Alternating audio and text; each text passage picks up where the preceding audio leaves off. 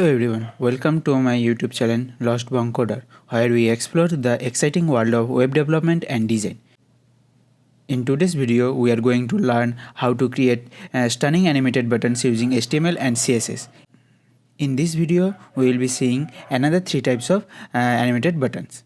These buttons are not only eye-catching but also add an interactive element to your web projects. Whether you are a beginner or an experienced developer, you will find this tutorial valuable. So without further ado, let's dive into the world of web animation.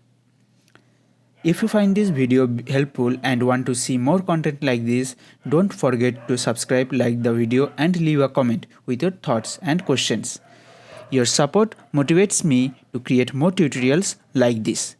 But before we start, remember that all the code we will be using in this tutorial will be available on my Medium blog. You can find the link in the video description below.